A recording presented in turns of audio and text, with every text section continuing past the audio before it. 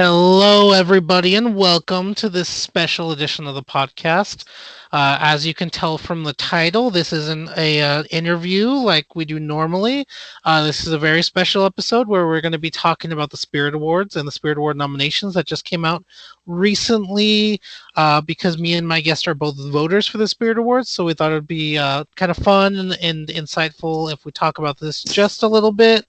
Obviously, I don't know if we can really talk about the process of voting and whatnot because we do sign contracts. I don't know what we can talk about, what we can't, but we will be talking about a couple different things today. We're going to be talking about nominees that surprised us and movies we feel that got snubbed. I almost put in a favorite nominees category, but I didn't think that would necessarily be okay because if we just say what our favorites are before we've even seen all of the movies, that's not necessarily fair to all the other nominees. So I axed that one, and so my guests and I today are just going to be talking about snubs and surprises. And luckily today, my guest is Rosa from Rosa Reviews. Hello, everybody. Thank you once again for having me on your Of podcast. course, no, I love having you on. I love having you on, and thank you for taking time out of your day to do this. Obviously, I know we're both very busy. We both got stuff going on usually all the time. But I hope we'll have a little bit of fun today. Yeah, of course. Let's do this. Yeah. So, if I'm correct, this is your first year voting for the Spirit Awards, right? Yes, I became a member of Film Independent earlier this year. So yes, this is my first year voting for these. So I'm very excited, and yeah, I was really looking forward to seeing the nominees and see what films they would bring up. And yeah, I'm really excited for this. Cool. Yeah, this is, if I'm correct, my fourth year doing it. Because yeah, if I remember correctly, I signed up in 2016, and then I voted in 2017, 2018, and 2019 awards. So yeah, this is my fourth year doing it. Wow. Um, And so, yeah, I mean, it gets a little overwhelming because I think like I've said before, they usually get 20 to 30 screeners, and you have Right. like 2 or 3 weeks to watch them and vote. So, I mean, it gets a little overwhelming at times, but it's definitely a privilege. There are definitely movies I'm glad that I was able to see and that I could only see because of the Spirit Awards, honestly, because certain movies didn't come around here. Similar to a movie like Her Smell, starring Hmm. Elizabeth Moss, that never came anywhere near here. And luckily, it's nominated for the Spirit Awards. So if the studio that put that out wants to, because they're not obligated, it's a privilege. So if they want to, they can send us a screener, and I hope they do because I am looking forward to watching that one. Oh, nice. I unfortunately didn't get to see that film. Of course, I live in LA, so everything screens over here. But I did not get a chance to see it. So yeah, I'm crossing my fingers that they do send it over. Exactly. Okay, and then I just want to say one more thing before we get started. So I feel like people always have this kind of conspiracy theory about award shows and voters, about how like it seems like they all specifically vote for one movie or all decide to specifically like screw over another. And I just want to say from experience, from because these are the only awards I voted in, but from experience from these, it's a very isolating experience. You really don't talk to any other voters. Like screeners are sent to your home personally, and you watch them in your home, and you take time out of your day to cast your vote in the ballot. So I mean, it's funny that people always act as if voting groups are like one kind of shared consciousness when we're really all just kind of separate people, doing this all separately. And because I have absolutely no idea what anyone else votes for, and Hmm. I'm always surprised when I watch the Spirit Awards to see what wins because obviously I only know what I voted for. Right. Huh, interesting. And I see. and of course, I mean, obviously we know each other, but I will try to refrain from talking to you about too much about this until after we voted, because I don't want to influence your vote, and I don't want you to influence mine. Right. I just want to put that out there because it might be a little weird because I just said that, but we are two voters talking to each other. Right. Um, Right. but like I said, I'm gonna try to not talk about it too much with you until after we voted. Just Hmm. for ethical reasons. I don't know. Maybe I'm too Yeah. paranoid about it, but that's just how I feel. No, it sounds very reasonable to me. And yes, like you said, once we voted, we can probably talk about it further into detail. But yeah, I completely agree with you. Yeah, because I just don't want people to think it's like, because that's how I feel like people think it's like some sort of conspiracy, like we all get together in a big room and we're like, oh no, let's not vote for that movie. Yeah. Yeah, but it's not. Okay, anyway. So, first off, we're going to be talking about our surprises. I have a list of three, and then we will talk about our snubs, and then we will talk about why we think the snubs are still worth watching, even if they don't get nominated for these awards or awards down the road. So, would you like to go first with your surprises, or do you want me to go first? It's your podcast. It's up to you. Okay, I will. I'll go first really quick. So I have Okay. three of each on my list, and Mm-hmm. so the first one I'm going to talk about, first surprise that I was honestly really shocked by all of these that they got nominated, but in a good way. So my first surprise for being nominated is Hustlers, and the funny thing about Hustlers is that if this was made a year ago, this film would not be eligible to be nominated for the Spirit Awards. Would you like to know why? Absolutely. I was about to ask you why. Because I thought about it when it got nominated because there actually isn't a cap because these the Spirit Awards are for independent films. There is a cap for how expensive a movie can be Right. in order to be nominated. And so up until this year, I actually had to look it up. Up until this year, the cap was $20 million, and Oh, this year apparently Film Independent decided to raise it to $22.5 million, okay. and Hustlers is costed like 20 million and change. So if this was made a year Oh, earlier, it would have been literally barely over budget, and it would not have been able to get nominated. oh, interesting. Okay, I see. So I don't know. I just thought it was funny that if this was made 1, 2, 3 years ago, it wouldn't have been nominated. But luckily, because it was made this year, Yeah. Hustlers was able to get nominated. Um, Interesting. Wasn't aware. I was actually going to ask you that now that you were mentioning that you've been a voter for a couple of years. What were the qualifications? I mean, what are the requirements or the criteria that for a film to even be eligible for these awards? But just answer my question. So thank you. yeah. Okay. So I said my first one. Did you want to say your first one then? Yes. I didn't get to see the. I think they had like a little video, a live video with Natasha Leone and Zazie Beetz. I was just live feeding through the Twitter, and I was going through the best lead male performances, and I literally screamed when I saw Matthias from the Mustang on that category because I've been raving about this film since it first came out in March. I believe I watched it back in March, and having the Mustang on these awards, like having them. I think they got two nominations: one for feature film, and then the other one for best lead male performance. And to have this film on these for the Spirit Awards, I'm just beyond myself because I don't know, subconsciously or right behind my in the back of my head, I want to think that me raving about it may have something to do with this, but in reality, it's just a great film that I think everybody deserves to watch it. And the fact that it's on these in the Spirit Awards and it's nominated, I'm beyond thrilled about it. Yeah, that was really cool. I was happy to see that nominated too. I still sadly haven't watched it yet. I know it's sitting on my shelf. For those of you who don't know, Rosa works for a website in their own league, and I won a DVD through them, and it was sent to me. Mm-hmm. But it's there's a few movies on my shelf too from this year I haven't watched yet. Sadly, I still haven't seen Okay. Fast Color. I still need to watch that. That's sitting on my shelf too. Um, Yes. You yeah, need so to both watch of it. those I need to watch soon. Yeah. Yeah. Okay, so my second surprise to be Mm-hmm. nominated is the documentary Honeyland, which I got to see a couple months ago. I watched that the same day I watched Blinded by the Light. Those were actually a double feature together that I watched them back to back. And Honeyland is amazing. It's wonderful. It's beautifully shot. It's very sad and moving. And if I remember correctly, I think I called Honeyland the most human movie I saw this year. I can't remember if it was that one or another one, but this one is very definitely very human about the human experience.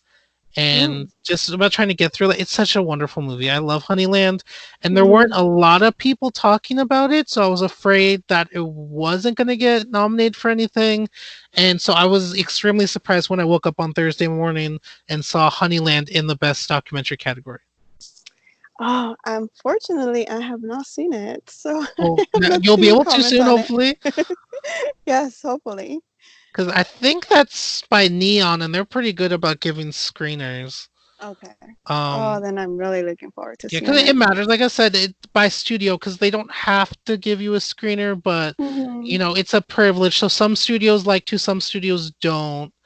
The funny Mm-hmm. thing is, before Disney bought Fox, Fox never sent me a screener, and then Mm-hmm. last year after Disney bought them, they finally sent me my first screener from Fox.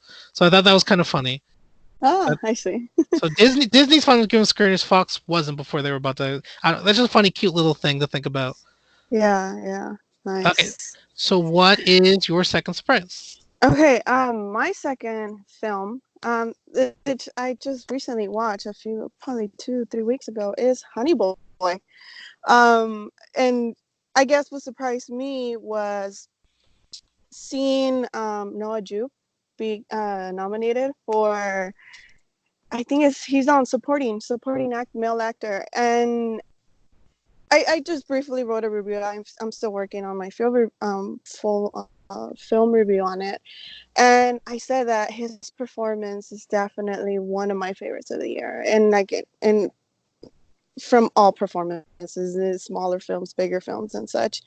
And Shia LaBeouf, to see both of them in there, same category. Although, my personal opinion, I think Noah Jupe does not belong in supporting. I think he was more of a lead, but I guess we'll leave that for another another time.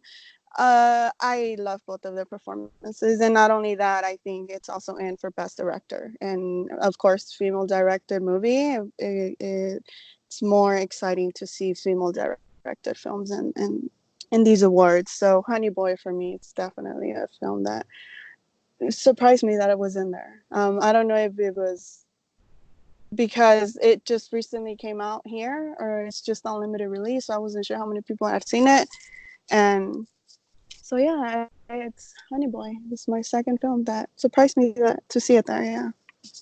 Cool. Yeah, no, I definitely still need to see that movie. And yeah, it's really great. That's another thing I love about the Spirit Awards is they usually do nominate a lot of female directors. If I remember correctly, last year, 3 out of the 5 directors were female, and this year, Oh, 2 of them are. yeah. Sadly, Lulu Wang was not nominated for The Farewell, but overall, I'm still happy with their choices. Mm-hmm. And all the choices I get to choose to vote for. So it's going to be tough, especially for best director this year. It's going to be really hard. Yes, that one is perhaps the toughest one. Yeah. Yes. Okay, and so my third and final surprise film that I saw on there was See You Yesterday. Because Mm. I still haven't seen it yet. It's on my watch list. It's a For those who don't know, it's a Netflix movie where the main character invents a time machine where she has to go. She goes back in time to try to stop her brother's death. And so I was a little, like I said, surprised to see it on there. Not because of the quality or anything, because obviously again I haven't seen it yet, but just because I wasn't sure if it had a theatrical release at all. Because it's a Netflix original movie, because I didn't hear about it being in theaters. Mm-hmm. So, but it just gives me another excuse to finally sit down and watch it. So that was my third one. Oh, okay, nice. For me, my third film. The only reason why I put the film here is because I was under the impression that this was going to be one of those films that it was just going to go under the radar. It also came out, I believe it was early summer or such, and that is The Last Black Man in San Francisco. I am in the minority that didn't love this film as much as a lot of other critics did, but it, what I did love was the performances in it. It's a moving film. It's also beautifully shot, and so I was probably just having a bad day. I don't understand why I don't love this film as much. Um, but especially Jonathan Mayer's nominated for actor, it's I'm very happy to see him there, and it's a really nice and pleasant surprise to see him there because he certainly deserves it. Yes. So yeah, my third film is The Last Black Man in San Francisco. All right, so now that we've both talked about our surprises for what is nominated for the Spirit Awards, now we are going to go through films we feel like were snubbed, and we're going to talk about these films a little more in depth and talk about why we think you should still check them out even though they have been snubbed. So, would you like to go first, or do you want me to go first again? I think I'll take this one. Okay. All right. My first one for Big Snub. I I was really disappointed not to see. I only saw it once in one category, and that is Midsummer. Um, I think Florence Pugh gave a phenomenal performance, and she did deserve a nomination for it.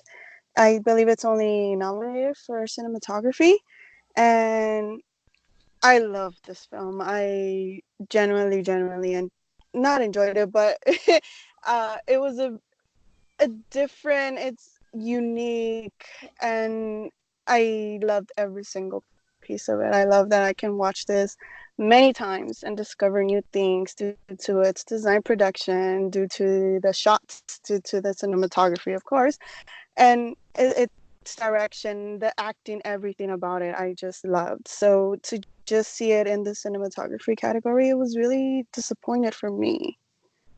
Um, so yeah, that's my first film, Midsummer. Okay.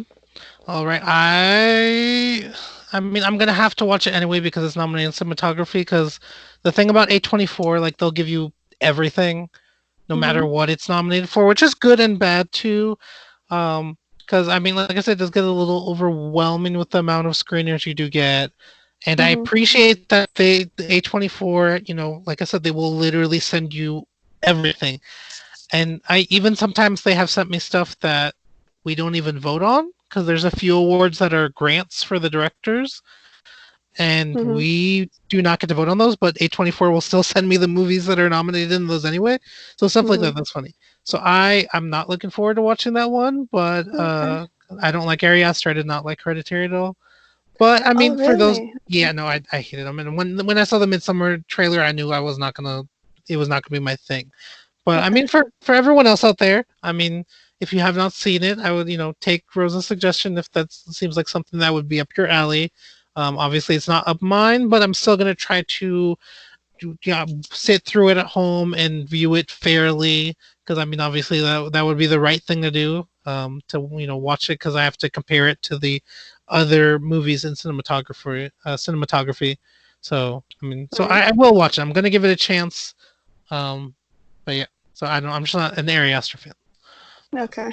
That's Okay, completely I, fair. I'm just saying. But again, I don't want to skip it and be like no, because that's not right either. Because it's best to watch all the films in every category before I making a agree. decision. So, Mm-hmm. my first snub is for I don't know if you ever saw this one. Came out late spring, early summer. Gloria Bell, which Mm-hmm. is a remake of a Chilean film called Gloria, and it was actually remade by the director who made the original movie, Sebastian Lelio, if I'm pronouncing his name correctly. I hope I am. And he also directed A Fantastic Woman, which is a movie that I voted for a couple of years ago at the Spirit Awards. And if I remember correctly, it did win Best International Film. I think it even won at the Oscars as well, if I remember correctly. I would have to look that up again. With that's a phenomenal movie. I love that movie. And Mm-hmm. so Gloria Bell, obviously, the first chance I got, I went in to watch Gloria because I had never seen the original, but I mean, starring Julianne Moore, directed by someone I really admire and respect, and it did not fail me at all. I think it's a wonderful movie, and Julianne Moore gives an amazing performance, and probably should have gotten a Best Actress nomination.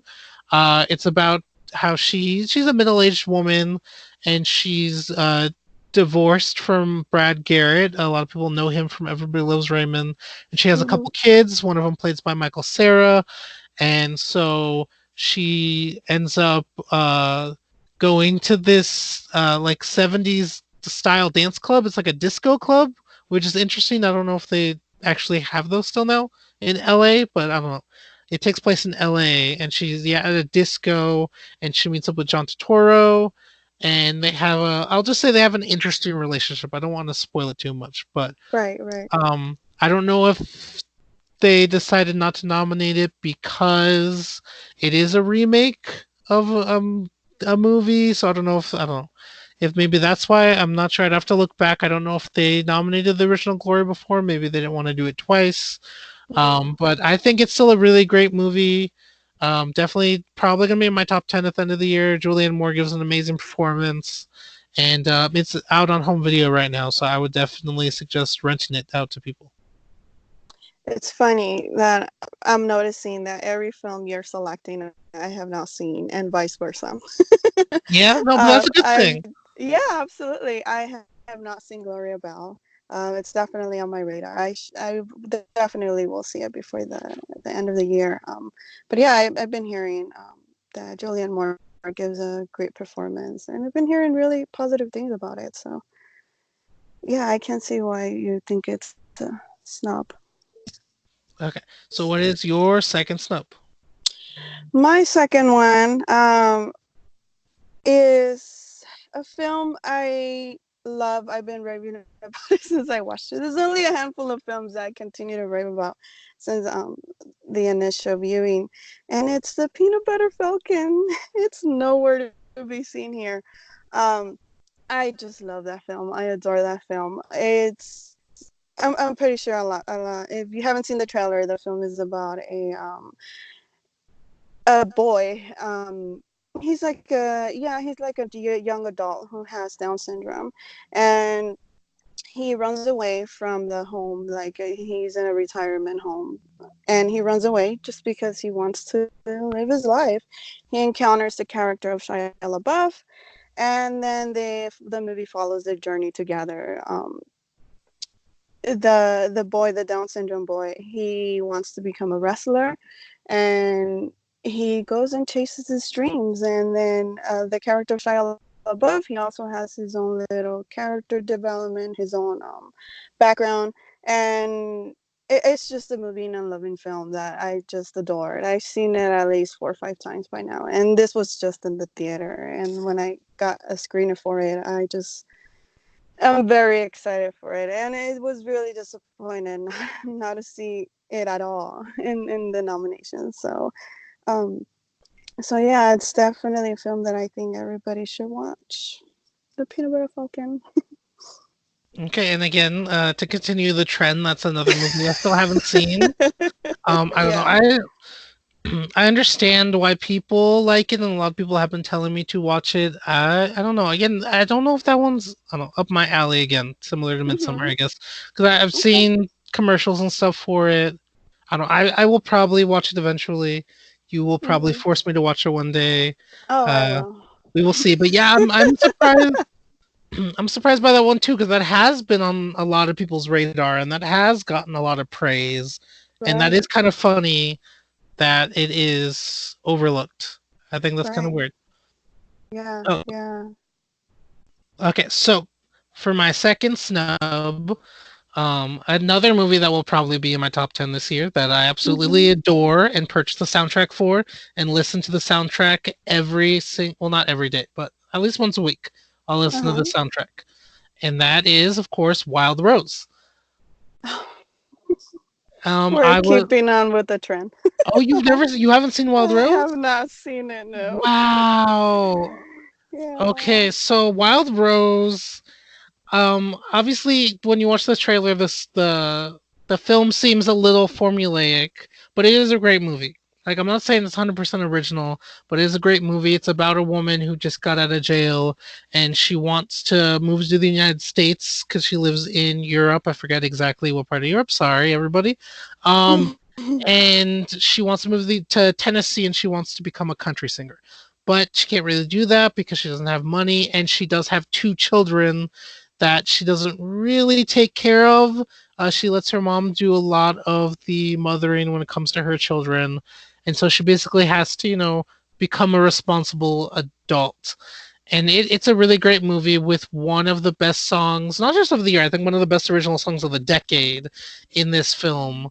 It's a phenomenal song, and very powerful. Literally, when I was at my screening of Wild Rose, there was a woman sitting across the aisle from me that was Mhm. just sobbing during the final song of the movie, and it's really emotional and it's really breathtaking. There is one shot, I don't want to say too much, but there is one shot during the final song that just literally took my breath away. It's an amazing movie. It was an amazing movie moment. It was something I was very happy to see in the theater. Jessie Buckley is amazing. She's not only a great singer but a great actress. If I'm correct, she was a singer first, so that was really impressive. She was also in Judy earlier this year with Renee Zellweger, and she was really good Mhm. in that. And so I hope for the upcoming award shows she will get some recognition for Best Actress, and I hope the Oscars will recognize it for Best Original Song because the music of this movie is great. I don't even really like country music that much, but Mhm. it's one of those movies that like halfway into the movie you're just crying and saying country music is so powerful, country music is so amazing, I love it so much. So it definitely it, it definitely changes your opinion on things. I think it's a really great movie. Nice. Well, you just sold me. I'm definitely gonna see it. You know, I dare you to Mhm. watch that movie and not buy the soundtrack because it's Okay. impossible. Okay. Like literally It's a bet. right after I left the theater, I went on my phone and bought the soundtrack. Oh wow. Okay. Yeah, Interesting. Okay. I see. Um. Okay. So I guess my turn. My last yeah. one is probably gonna be the same one as yours. But before I say that, I do want to just briefly mention I have been hearing and reading a lot about two films that have been snubbed that I have not seen yet. And I just want to like make it clear that the reason why they're not on my snubs list is because I haven't seen it. One of them is Loose and the other one is Waves. I have not had a chance to see those two, and I'm seeing a lot of people saying that those are some of the films that have been snubbed this year. Um, but yeah, my third one, and I don't understand why, but it's gonna be it's my my first Almodovar film, and it's Pain and Glory. I'm not gonna go really into it because that's your area of expertise. You're the big Almodovar fan. Every time I see or read the name, you come to mind. Um, but I was really surprised not to see it here. I don't even know. Of course, I think Parasite is in there too, but I think Parasite is the only film that I've seen that's in this list. Um, and let me see, international films. Yes. Oh, I watched The Souvenir as well from the UK. I wasn't the biggest fan of it, and the other ones I have not had a chance to see. So I was really genuinely surprised not to see Pain and Glory after the positive response it's had. I personally liked it very much. I did enjoy it a lot. And so yeah, that's my third and last one. I thought Loose did get a couple nominations. I know I didn't get like a major one like Best Feature, but I thought I saw Loose in there. Um, Mm-hmm. did it not?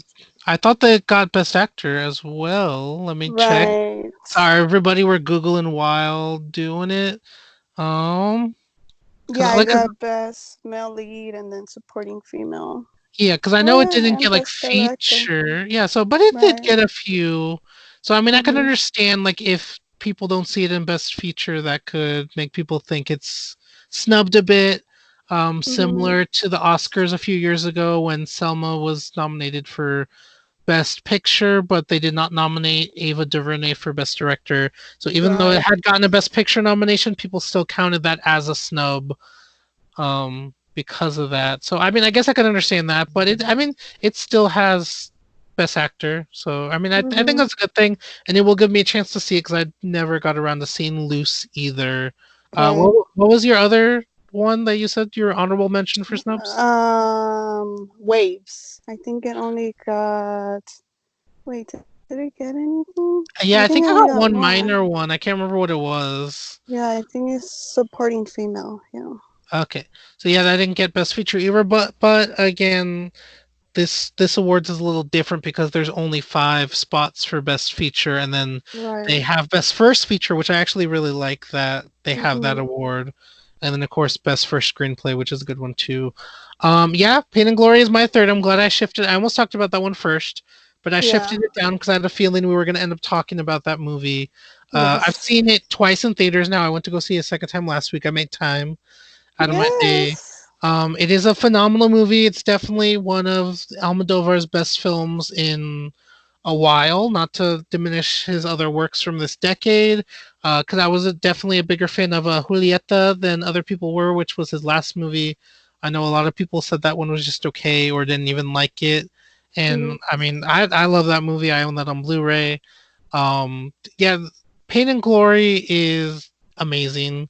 I do like that it does work on two different levels. That even if you haven't seen an Almodovar movie, that you can enjoy it. But if you have seen all of them, then there are these wonderful little winks and nods and references throughout the film.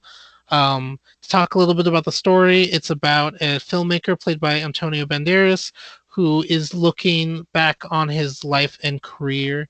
And obviously, if you know what Almodovar looks like, for all you listening out there, you just look at one image of Antonio Banderas in this movie, and he has the Almodovar hair, and he's wearing the suit. And from what I heard, I think I heard on the Linoleum Knife podcast when they were talking about it. Apparently, the movie, or not the movie, in the movie where they film the main character's apartment, played by Antonio Banderas, apparently that's Almodovar's actual apartment in real life. Really? Oh, interesting. I mean, which makes sense with all the movie posters everywhere Yeah. and the red cabinets in the kitchen because he always incorporates the color red in every Mhm. single one of his films, one way or another. Ah, interesting. That's an interesting bit. Oh, I Yeah, see. because what I love about Pain and Glory, and I still stick to this after I first watched it, I said that it feels like the Avengers Endgame of Almodovar movies, because you had 20 films leading up to this, and in this movie he kind of reveals how much those other movies reflected on his life, because this movie is essentially an autobiography, really, about him. Except he changed his name from Almodovar to Salvador, Mhm. which it's still obvious that it's supposed to be him. Like I said again, he dressed Antonio Banderas up exactly the way he dresses on a daily basis, and Mhm. because obviously you can tell that his movies are personal, but it isn't until this movie when, like I said, they connect kind of all the movies together in a way that you understand where this all comes from, especially Bad Education, which is a movie about a young boy who does have to go to a Catholic school run by priests, and he is a good singer, and he does fall in love with his first uh, other little boy. That Mhm. happens in that movie, and again, obviously, that's hinted at in this movie.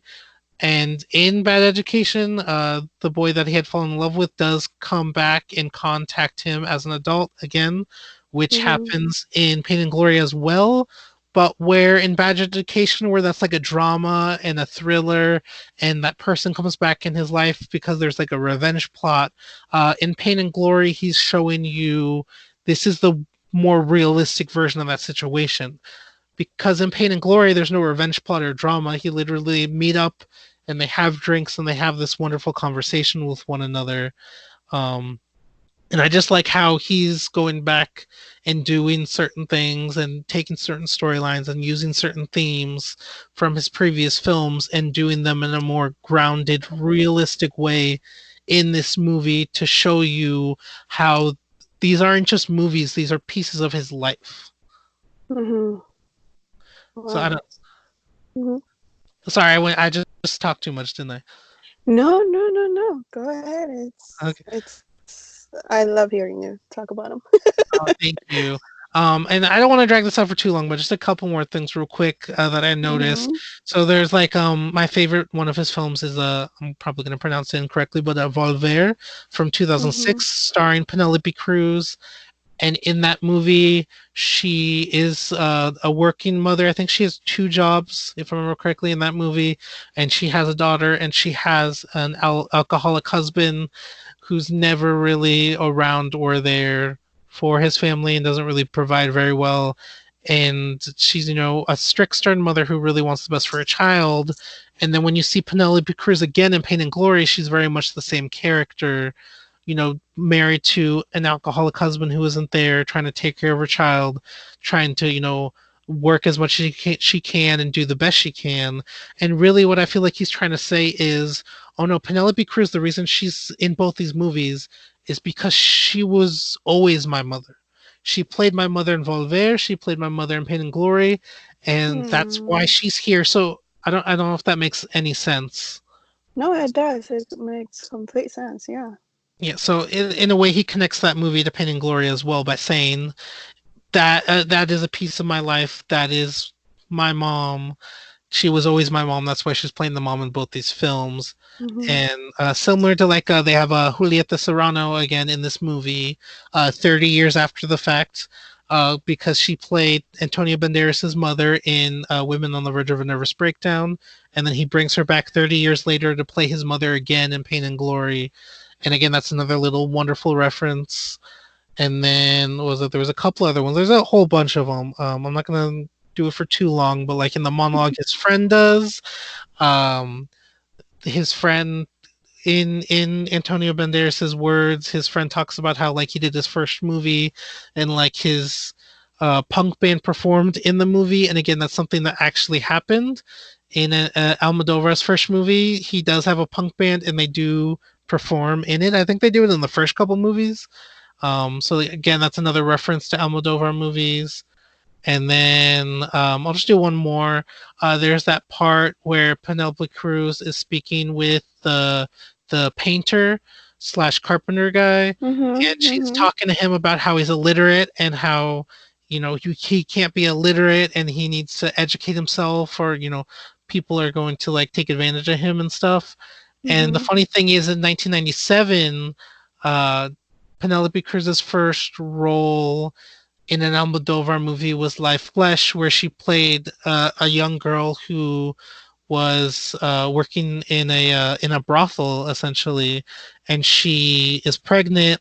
And in the opening scene, the madam of the brothel has to take her to the hospital because she's having contractions because she's going to have the baby, and she asks Penelope Cruz's character like, why didn't you tell me the contractions had gotten so close? Like I would have taken you to the hospital sooner.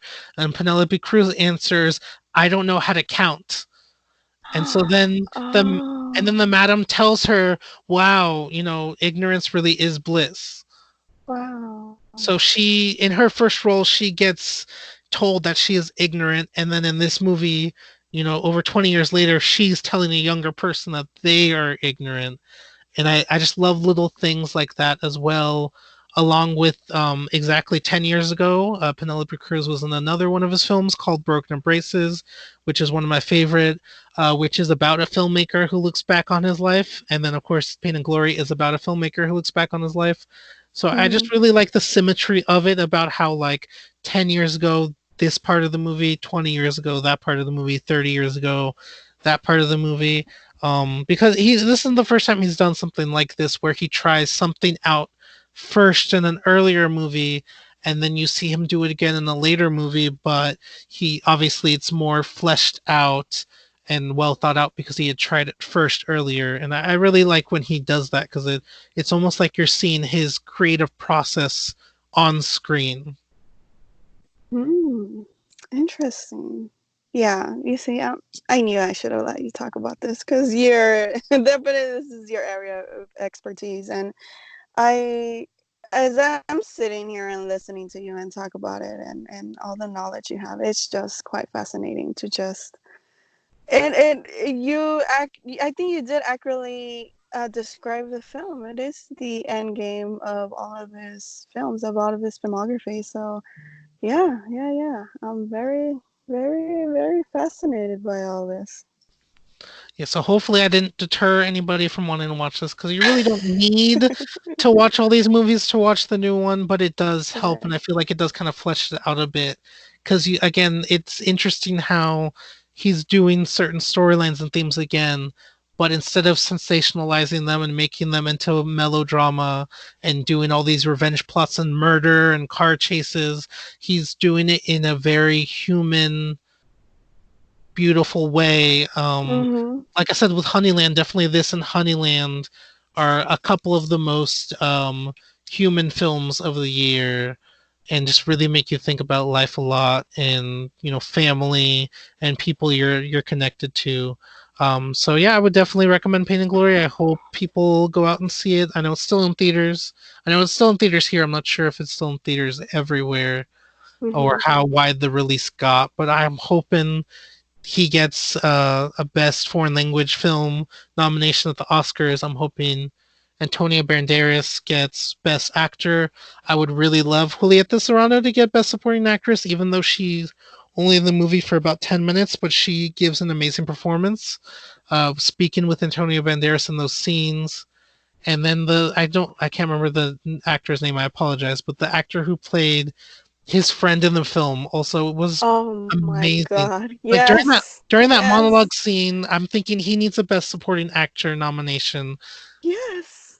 I completely agree. Yes. Absolutely. I mean, just to add what you were saying right now, yeah, you don't need to watch all these films. I haven't seen none of these films, and I went into Pain and Glory just being my first Almodovar film, and I thoroughly enjoyed it. Yeah, the story, the acting, everything about it, it's just quite fascinating. And yes, I believe it should be watched more. Um, yeah, definitely, definitely go watch this film. Okay, so I think that wraps it all up. I just want to say thank you to everybody for listening. I hope you were entertained by this, and I hope you watched the Spirit Awards. If I'm correct, they're at the beginning of February this year. They're usually at the end of February, so they're going to be a little earlier than usual. So hopefully everyone watches them. They're usually on a Saturday, so they should be on Saturday again this year. So again, thank you for listening. Thank you, Rosa, for being here. I really appreciate it. Oh no, thank you for inviting me anytime. I love coming here and talking to you, and I love it. Love talking about movies. So thank you for inviting me. No problem. Okay. So thanks everyone for listening. Bye. Bye.